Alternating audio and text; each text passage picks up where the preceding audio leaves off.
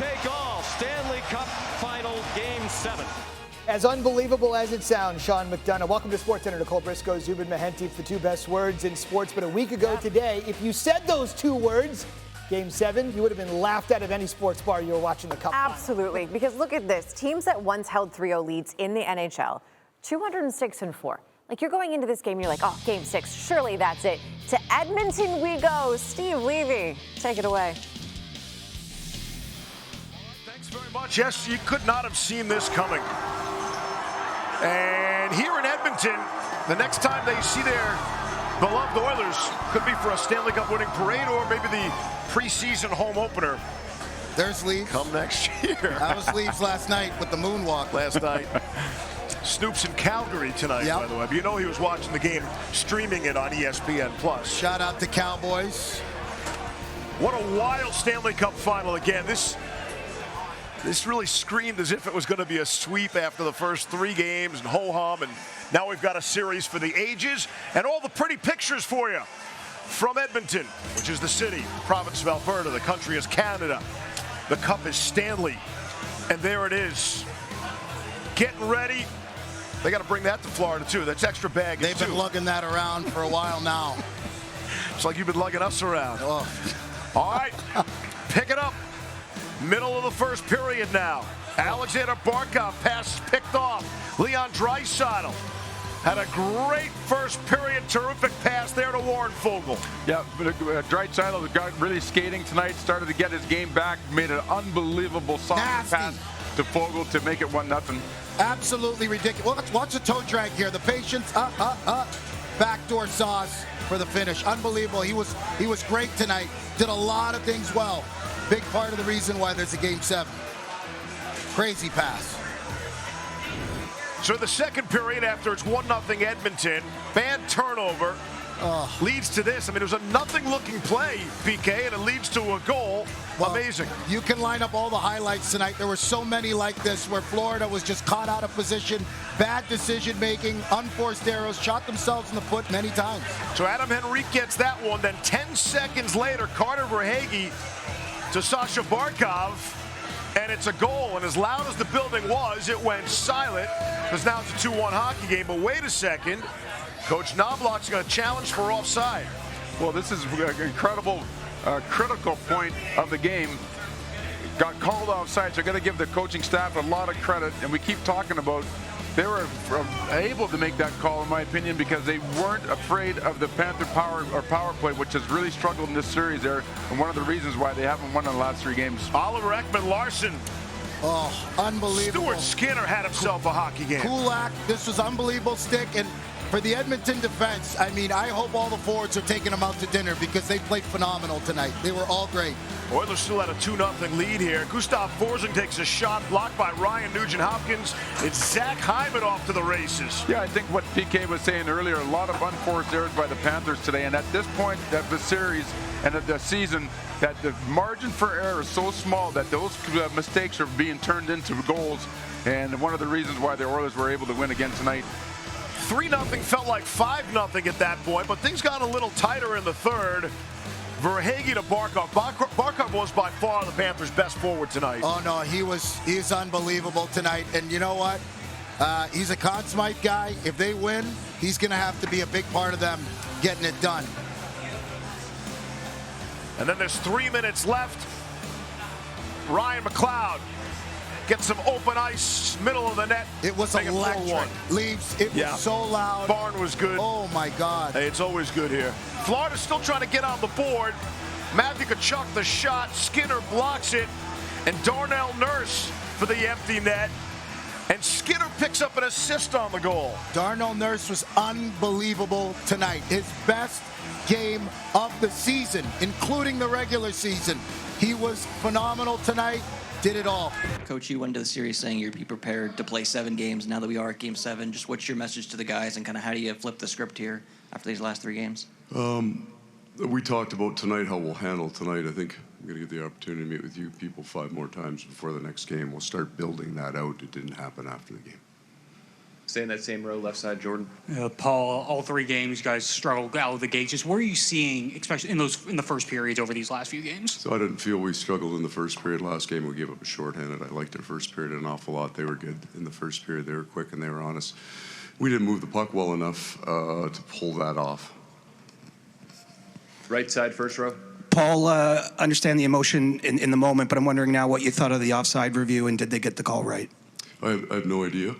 It may well have been offside. The lines person informed me that it was the last clip that they got where they made the decision that it shows it's offside. I don't have those. So the video that I got at my bench, so I was upset after the call based on what I see at my feet and what my video person looks at. There was no way I would have challenged that if it was reversed. There was no way I thought you could conclusively say that was offside. I don't know what the Oilers get. I don't know what the league gets. I just know that when I would have had to have challenged that based on what I saw, I would not have challenged. I'm not saying it's not offside. We'll get still frames. We bring in the CIA. We'll figure it out. But for in the 30 seconds that I would have made that call, I would not have challenged.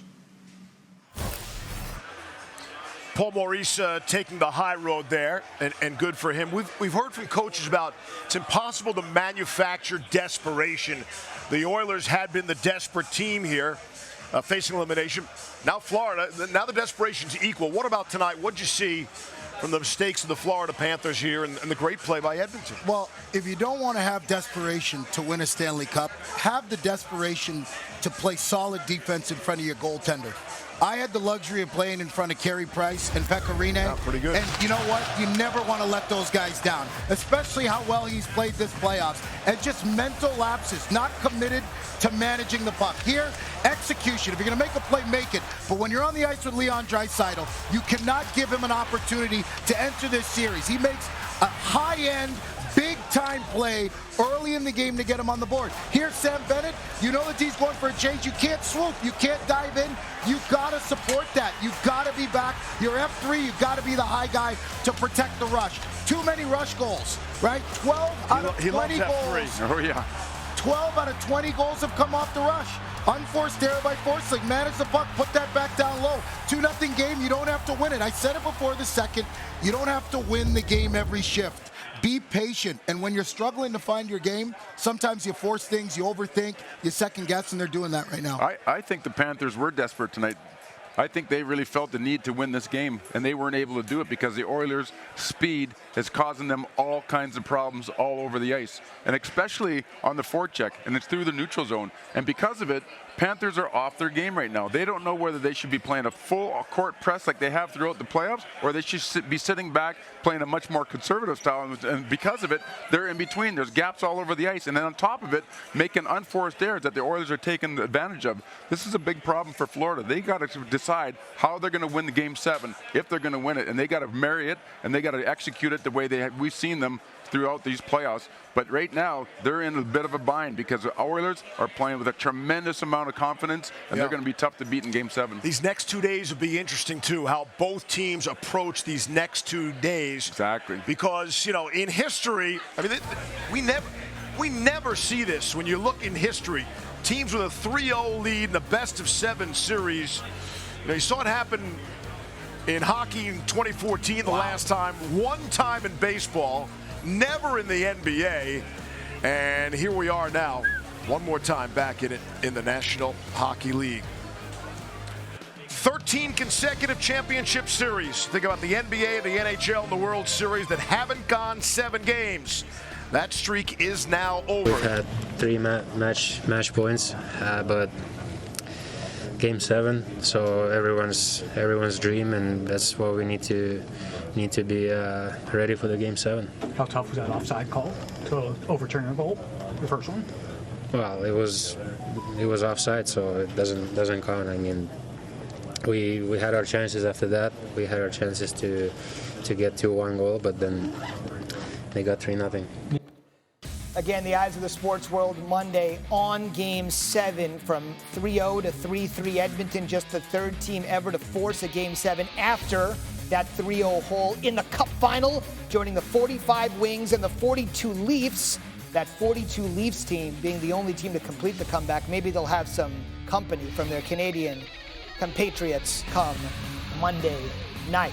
Hope still alive for the Great White North to claim the Cup for the first time in more than 30 years. Last Canadian team to reach a Game 7 on this stage, Nicole, was the Oilers in 06. They lost to Carolina. Last Canadian team to win it was the Habs back in 93. Edmonton comfortable in this spot, 5-0 and facing elimination. They're the 8th team in NHL history to win 5 or more elimination games in a single playoff run. And Nicole, 5 kind of seems to be the number because when they net 5 goals, they win. And speaking of 5, as for Florida, they've lost 5 clinching opportunities in these playoffs, the 4th team to ever do it, and 1 more loss away from an all-time historic collapse. Who saw this coming from Edmonton? Nicole and I were talking during the break. I mean, they fired their coach early in the season. Then they brought this guy, Chris Knobloch, in.